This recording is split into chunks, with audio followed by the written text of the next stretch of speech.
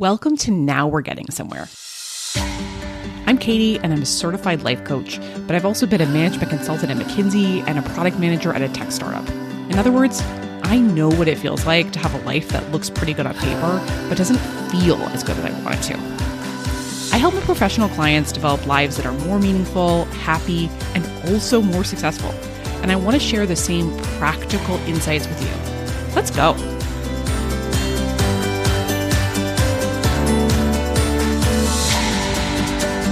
Hey everyone. In my last episode of the podcast, I answered a great reader question about motherhood. And today I wanted to answer another great question that I got from a newsletter subscriber, Jessica, which was about relationships and change. Jessica's high-level question, in her words, was, how do I work with my partner now that I've changed? She wrote into me, "Hi, Katie. I have done a lot of work on myself, which has resulted in seeing the world very differently, clarifying my values and what kind of life I'd like to live. I am married with 2 kids, and one of the bigger challenges I'm now seeing is in my relationship and family life. I feel so awake to a new way of living, and my partner has not gone through the same transformation and awakening that I have. I'm trying to encourage him to explore some of these things too, but I also realize that this is really not up to me and may not be something that is important to him. And when I start to think this, I worry that whether we will drift apart because of this, and he's expressed the same. I'm curious if you have any thoughts on this. How can I continue on my new path while still accepting if my partner wants to keep going in the old one? Or how can I encourage him to join me?" So the first thing I want to say, Jessica, is that my heart goes out to you so much with this question. It is a really intense, and at least it has been for me, a scary thing to feel like a relationship is no longer the same because you are no longer the same. And perhaps that relationship has gotten shaken up because you are no longer the same.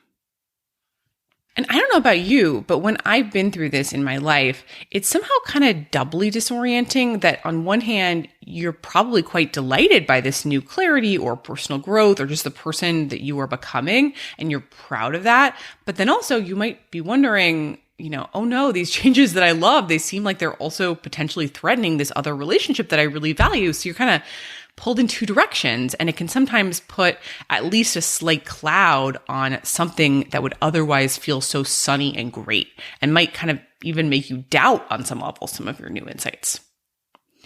So when I was sitting with the question that you wrote in, the first thing that came up for me was this really great Esther Perel quote, which I've always loved, in which Esther Perel says, "Most people are going to have 2 or 3 marriages or committed relationships in their adult life.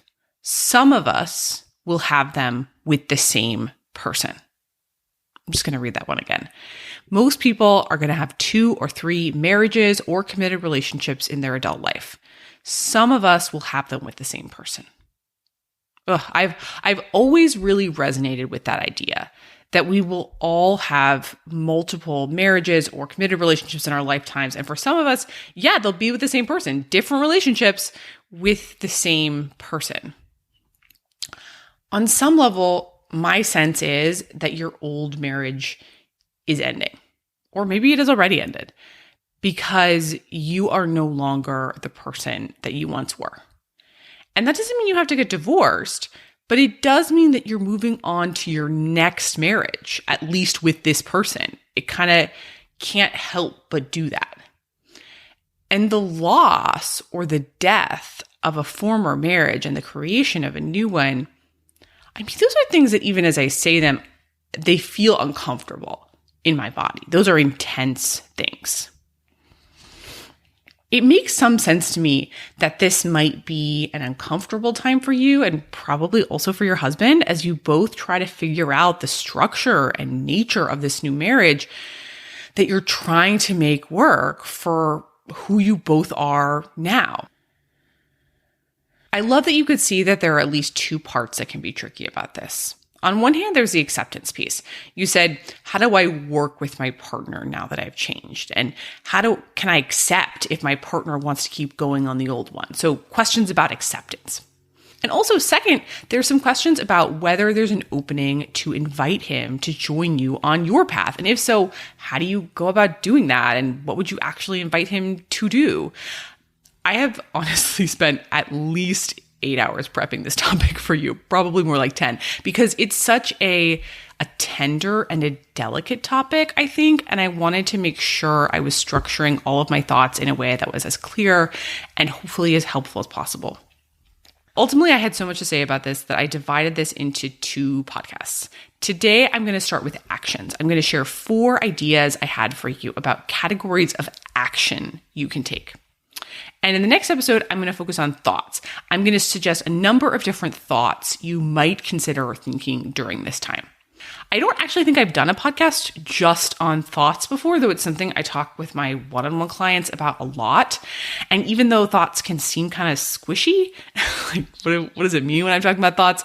Working on our thoughts can be surprisingly powerful in a way that my clients end up feeling very tangibly. And I often say working on our thoughts is surprisingly powerful because I think it's often, genuinely a surprise to us, kind of how potent this stuff can be. But anyway, we'll talk more about that next time. For today, I want to start really actionably with 4 categories of things I think you should strongly consider doing. So number 1 is fill your cup.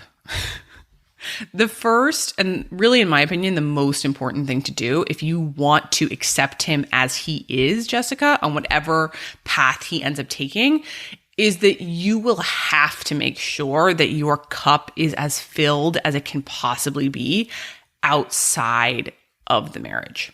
And for you, especially since you're kind of feeling like you're on this newer path, this newer way of being, filling your cup will probably mean filling it with things that feel like they are a part of this new path. And I will say before we go any further that obviously this idea of filling your cup with things that feel like they are on your new path, that's a wide category. That might mean, joining a meditation group on Wednesday nights in your neighborhood on one hand. And on the other hand, it might mean selling all of your possessions and moving your family into an RV and becoming digital nomads who go from state park to state park all year round. So there's definitely a question of degree, like how far do you follow your path? I actually want to talk more about that next week as we talk about kind of the thought side of things. But I think if you feel you're becoming different and you simultaneously feel that you might be drifting away from him, there can be a tendency to put the brakes on following your path in all its forms and to put the brakes on things that are not just the more extreme manifestations of following your path, but even the more mild ones. And I do not suggest that you do that. To be honest, my fear as a coach, as your coach for purposes of this podcast, is that if you do that, I think it will be even harder to accept him as it is, because you might find yourself becoming resentful of him. Part of that resentfulness might be that you are ostensibly for his sake, holding yourself back from doing things that feel deeply right for you. And another part of it, honestly, might be that you would be putting a lot of pressure on the marriage for fulfillment. When in this particular season, it might serve both of you to put a little bit less pressure on the marriage for that type of fulfillment. You mentioned that you are married and you have 2 kids. I'm sure your situation isn't exactly like mine because no 2 situations are exactly the same. But I will say for my particular season of life, I'm also married. I have 2 young kids. It is amazingly easy for my world to get very small, like just my job and my kids and my husband, because just job and kids and husband can very easily fill up most of the hours of the day. And then if my husband, who in this scenario is like the main adult I'm connecting with in a non-work way, if he's, perhaps not, connecting with me in the way that I hoped he would, if our relationship isn't as fulfilling as I might dream it to be, I might get frustrated with him when also I am in some level contributing to that problem because I'm not fulfilling myself enough outside of this kind of little world I've created.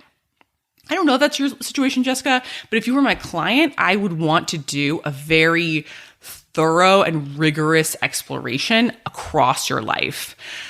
I'd be wanting to look into what kind of intimate connection you have with people who aren't just your husband, first of all. So we'd be looking at, do you have friends who you regularly connect with, who you see in person ideally, who you feel like kind of move through the world in a way that feels like it's in tune with your values and it feels like it's sort of in agreement with the path that you feel like you're on?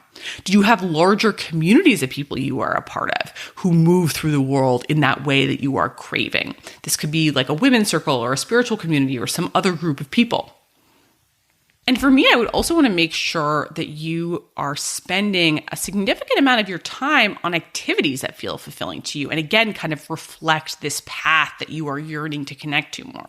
So are you connecting to activities that feel meaningful to you in your work? And in your free time, do you have hobbies or activities where you feel kind of connected to these values that now seem quite important to you? Look, the problem may certainly be your connection with your husband because he's not on the same path with you. We're going to talk a lot more about that. But also, you might have some other problems as well. It might be that you could also use one or two more intimate friendships, and you maybe also could use a weekly hobby that really nourishes you. And you might really benefit from some kind of shift in your work. It might not involve changing jobs. It could just also involve showing up at your existing job differently. All of those things together might make you feel much more nourished, like the cup is more full. And each of these might be tricky to do too, because, let's say you want another friend who feels like they're on the same path as you. You might be like, oh my gosh, where am I going to meet them? How do I even start that process? And if I do meet someone great, how am I going to cultivate that friendly acquaintance into a deeper, more committed friendship? How am I going to have time for that? What activities are we going to do together? And who is going to watch my children while I do all of those things? And that in turn might require you making some requests of your husband for more time and flexibility to do some of this, especially if you have like younger kids like I do who really need to be watched all the time. Renegotiating some of that time can be very tricky if it's not something you've done before. There are, of course, techniques to make some of those difficult conversations more effective, which I have on my list to do a future podcast on. But also, at least if you are looking at that whole kind of wide range of problems, you're no longer just thinking, my main or only problem is that my husband isn't on my path. And to be clear, even if your cup was fully filled with everything outside of your marriage, with amazing relationships and friendships and work that was fulfilling and hobbies you adored, you could still feel a very painful sense that all was not right in your marriage.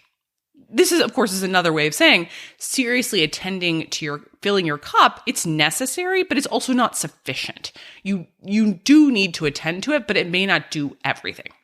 But I still lead with it for 3 reasons. The first one is I don't want your resentment that you are potentially holding yourself back from becoming who you truly are, who you truly want to be kind of like poisoning the well of your marriage. That's the first reason.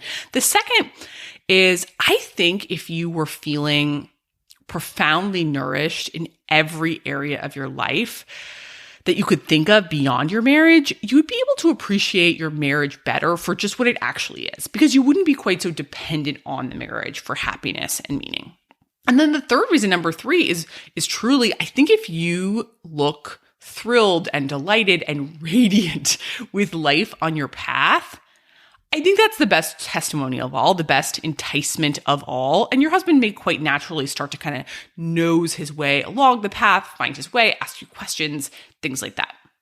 So in addition to kind of, as I said, the first 2 kind of like helping you be more patient if he doesn't want to join you on the path, I think doing this might naturally invite him to join you. And I do want to name, Jessica, that part of me kind of hesitated as I even shared this point and my next one as well, because I worried, is this too obvious? Make sure your cup is filled. You do seem like a thoughtful and resourceful person, even to have written in. So please forgive me if you have already 100% attended to some of what I have said, but I still want to share it for 2 reasons. The first one is that I think it's important. It's an important point, and I think we all need to be reminded of more obvious points sometimes. And the second reason I wanted to share it, and this will actually apply to quite a few points on this podcast, is that I think it's one thing to sort of occasionally, casually think about whether your cup is filled. And it's a very different thing to really systematically and thoroughly engage in that question. Like to do that deep dive at the level where you could write a report at work on yourself, where you could write a term paper on yourself. And this is the kind of thing that can be very useful to do with another person, like a therapist or a coach, to kind of explore all the potential opportunities that are there for you as thoroughly as possible. Maybe there are some that you're not seeing. This is something that I do very frequently with my one-on-one clients. But I make that point to remind us that this kind of thing, and again, many of the things I'll say today are the kind of thing where your results are quite proportional to the work you put in. So if you do it in a thorough way, you're just likely to get better results. So that's my first invitation or offering to you, a reminder to make sure that you do continue on your path, that you fill your cup. I think it will be easier to accept his path if you're delighted with your path, and I think he'll be more likely to join you if you feel delighted with your path. So that's number one. So now let's talk about my second idea for you, Jessica, which is make requests for intimacy. Make requests for intimacy. When I say intimacy, here I am talking about intimacy in a deep and broad sense. It's about feeling really close to and connected to another person on an emotional level. It's about feeling really seen by another person for all that you are, good and bad, and feeling like you really see them too. There's a few reasons why I make this suggestion that you should make requests for more intimacy. The first is that I think it might help you with the acceptance side of things if you felt more intimate with your husband. Because I think when we feel intimate with another person, if we feel like we come together in an intimate way on a regular basis, then I think it's much less of a problem if then after those experiences of intimacy or between them, we spend other time apart and on quite different paths and pursuing different interests because we know that we have this other thing that still is kind of linking us together. The second reason I suggest it is because I think it might help with encouraging him to join you on your path. You didn't write a ton about your transformation kind of in specifics, Jessica, but even you using words like, having a transformation or a awakening, you said, or a new way of living, they all suggest to me that kind of helping him have an experience of deeper intimacy, even just with you, might kind of be a taste of the type of path that you're on. That was my sense. And the third reason I suggest this for you, frankly, is that I think your husband might enjoy it, even if he wouldn't think to ask for it, even if he might not have the words to name it, and even if he might find it odd at first. I think he might enjoy it. Even if your husband isn't interested in this, quote unquote path that you're on, I bet he would like to feel more intimate with you. And again, even if he might not necessarily use a word like intimacy, the fact that you mentioned he's also worried that you might drift apart suggests to me that he doesn't love the increased distance between the two of you. But I find very frequently for my coaching clients and frequently in my own life that at least sometimes what's standing in the way of intimacy is we don't even know actionably how to cultivate it. So I think that's where you can help both you and your husband by making requests. I think there are two different types of requests for intimacy you might make in this kind of relationship, like a marriage or a long-term romantic relationship.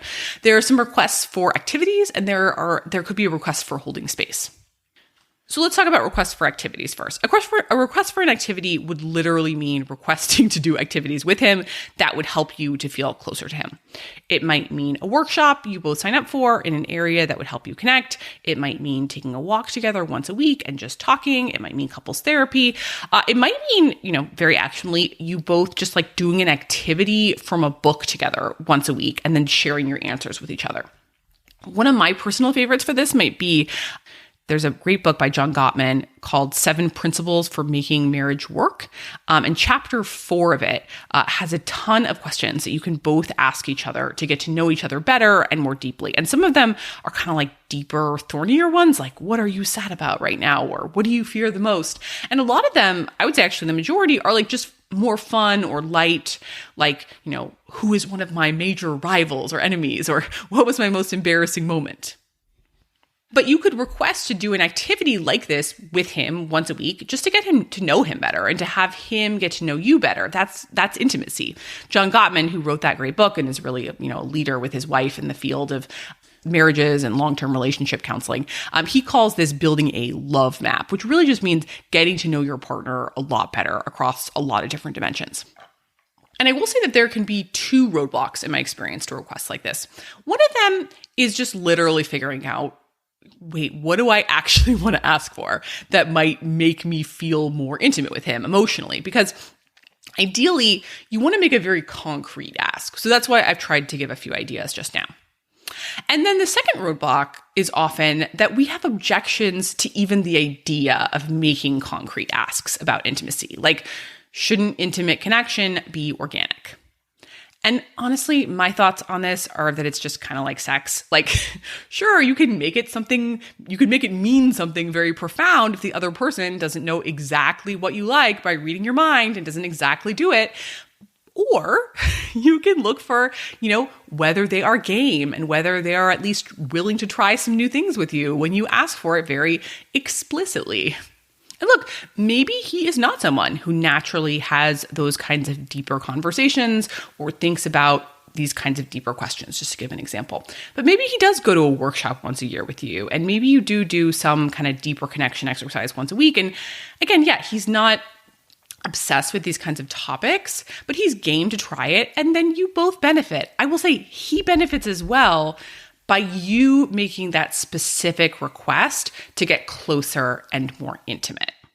It's not just like for you, and you're not doing it because, honey, you need to be on this path. You're doing it for the sake of your connection. So that's my first category of requests. I think you could make a request for a concrete activity that would promote intimacy. The second category of requests I think you could make to promote intimacy is less around kind of like, please do this exercise with me. And it's more about requesting the quality or type of connection you would like to have. To me, this type of request would be about how you'd like him to hold space for you. So a request to hold space.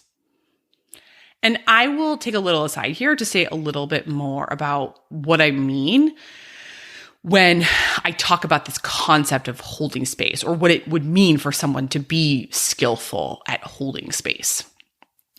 I think the easiest way to understand this concept of holding space is to think of a time when you shared something that was very personal or intimate or vulnerable with someone who kind of made you feel like they really saw you, like they saw all the parts of you. And even as they saw all those parts, the messy parts, the dark parts, they really cared about you. It could have been a friend or a family member who's just an amazing listener. It could have been a therapist or a coach. But regardless, that person was probably very good at picking up on your subtle cues and asking follow-up questions like, wow, that sounds like it must have been so hard. Do you want to tell me more about that? And then just really empathetically listening when you did tell them. So you kind of felt safe to tell them more. And when you did tell them more, you felt like they understood. In my experience, moments in which the other person holds space for you while you share authentically about what's going on for you, it creates a really profound experience of intimacy, even if you are both quite different people and on quite different paths. It could be, Jessica, that he doesn't really share your interests, or this particular path doesn't really call out to him. But if he can really see you and make you feel really heard on the path that you are walking, on a day-to-day basis, I think you'd feel a lot more intimate with him and a lot more connected to him.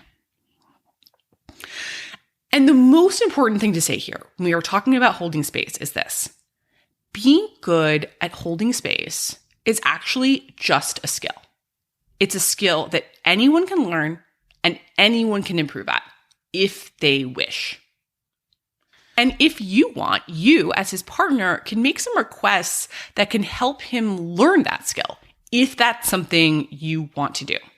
So very actionably, because some of you are probably thinking, what the heck would this actually mean in practice?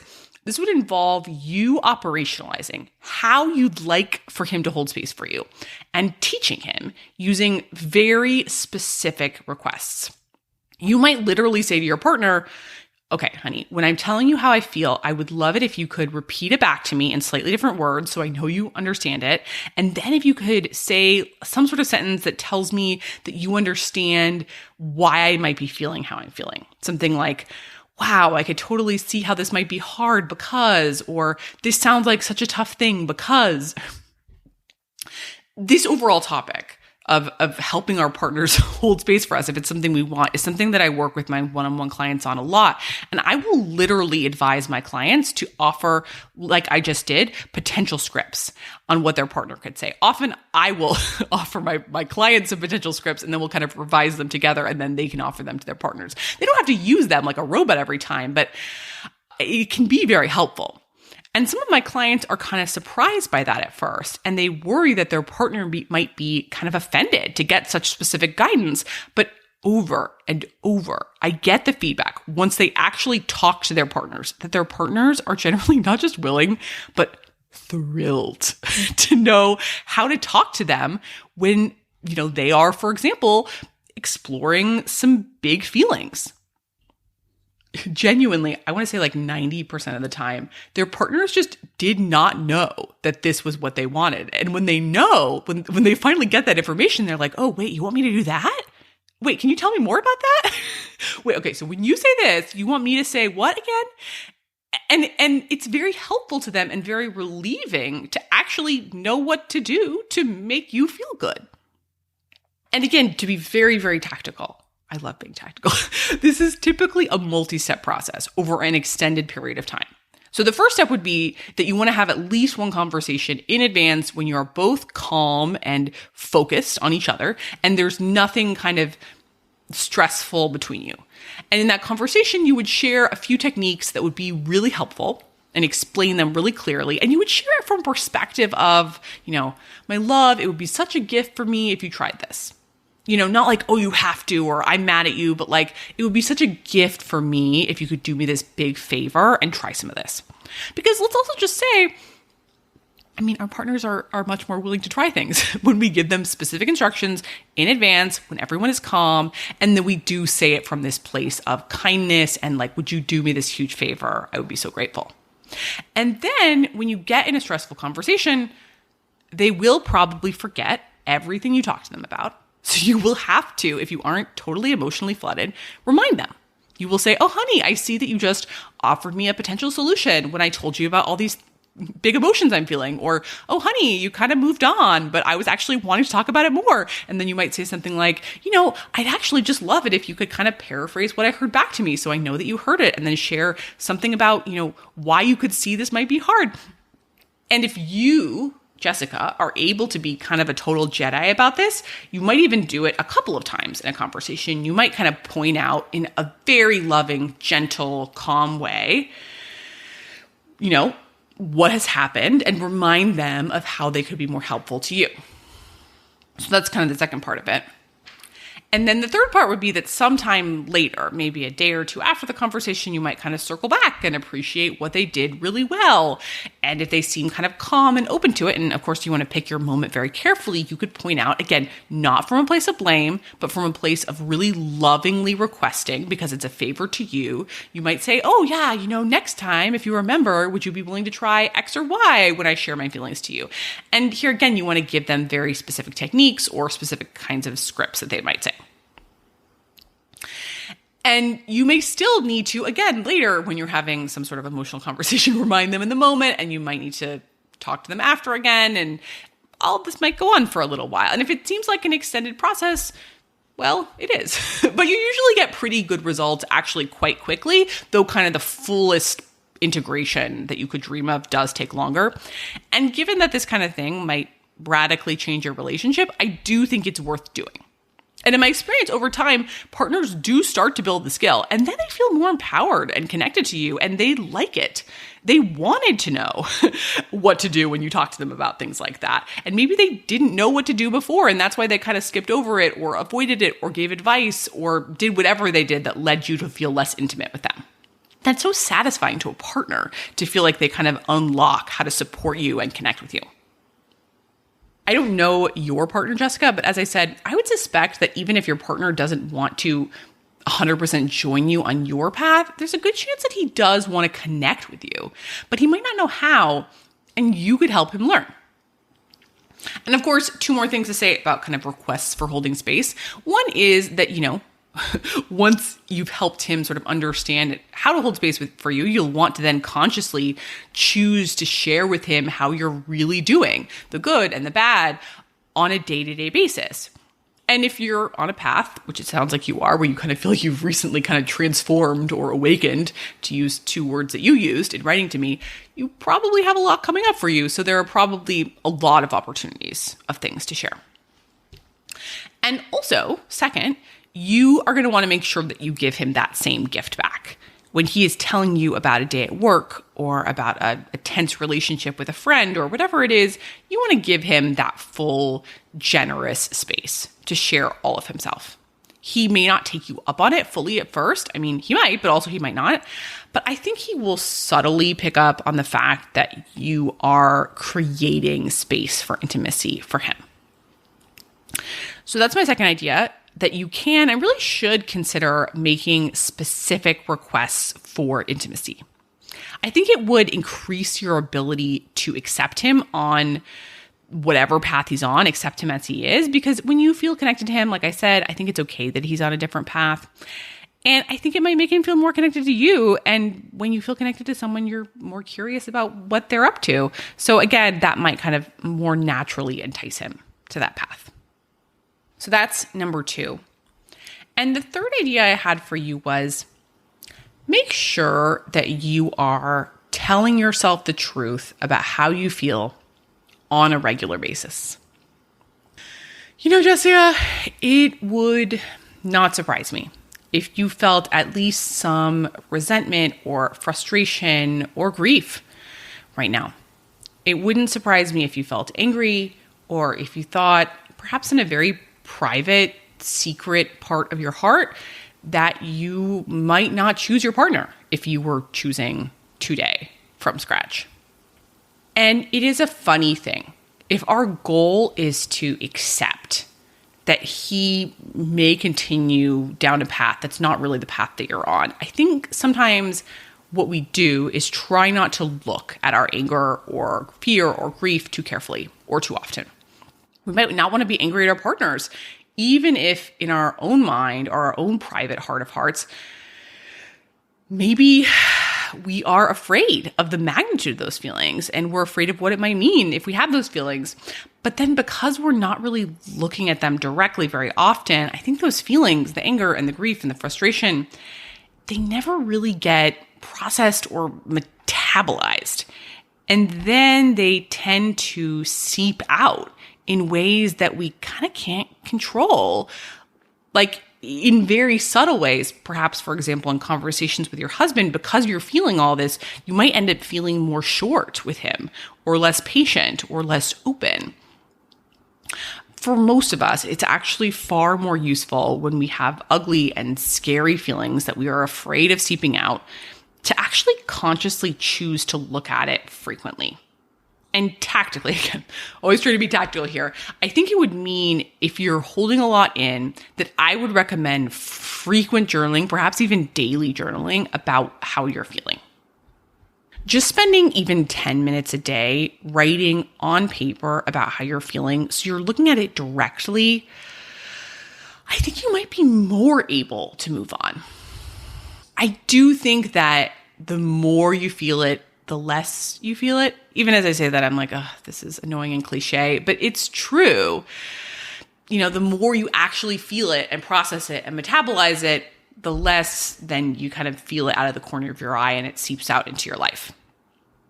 And I will say, this is the kind of thing that, you know, sometimes I will sort of suggest, and my clients are like, yeah, whatever, journaling, blah, blah, blah. But then maybe they do have a really thorny issue that they're in, and even though they kind of know that, they're not looking at it and processing it in the kind of regular and thorough way that I'd suggest.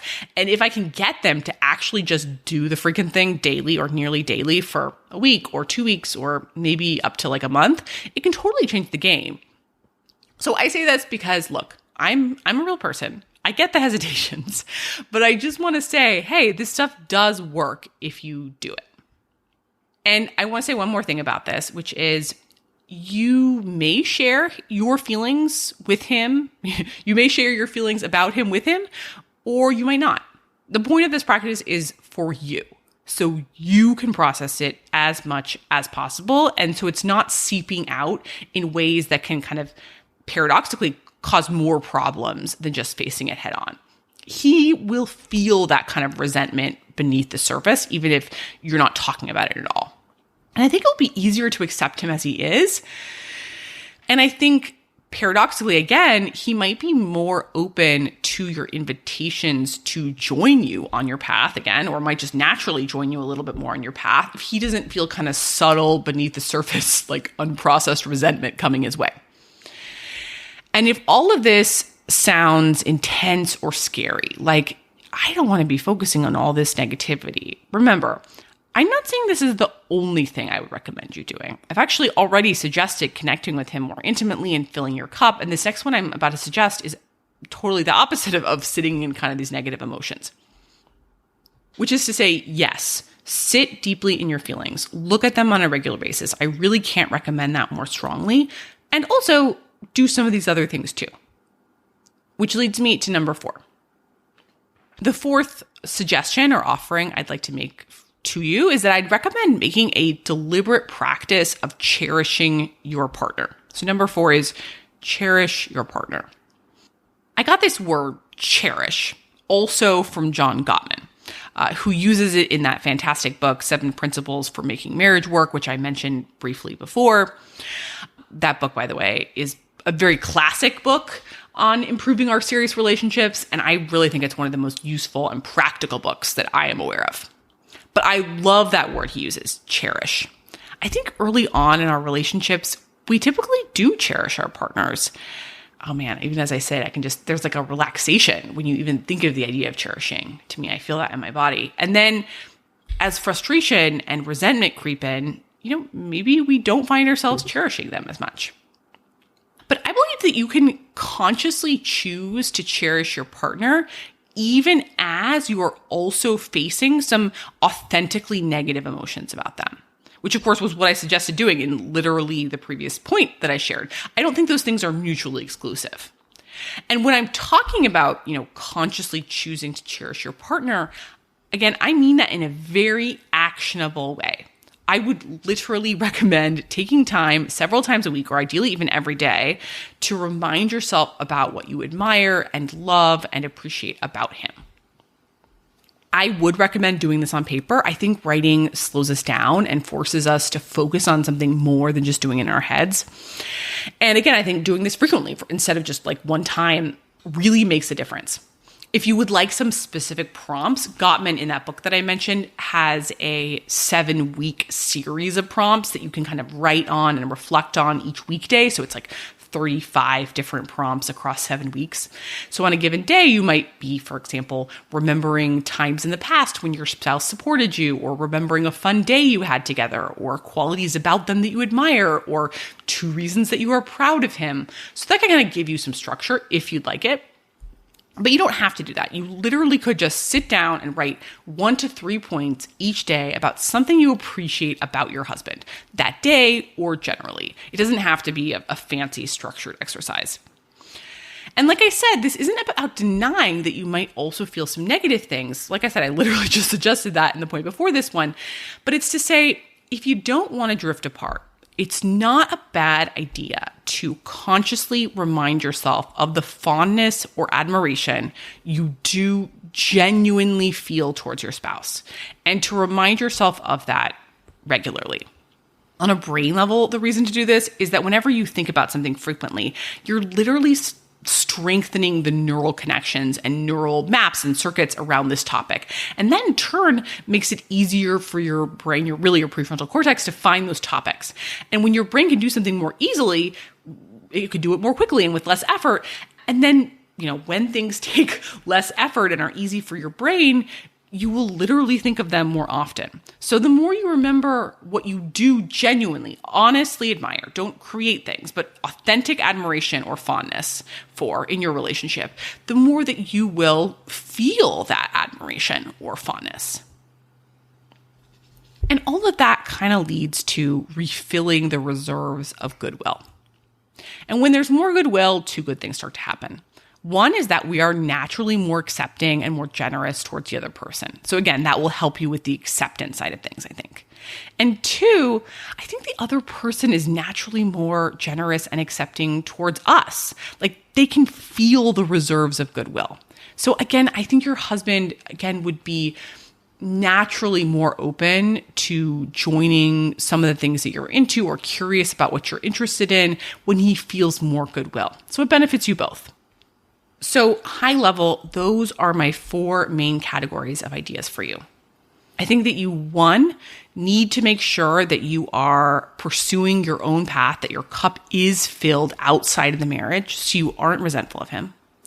2, I think you would benefit from making requests for intimacy, perhaps requests about activities in which you both could connect in a deeper way, and perhaps also requests about how you want him to hold space for you intimately. 3, I think you need to consciously take some time, likely on a regular basis, to look at your truth. Might be the truth of your sadness or grief or, resentment. And I think number 4, you would benefit from consciously cherishing your partner, helping your brain remember what you do genuinely like and appreciate about him, about your lives together, and what your reasons are for being in this relationship.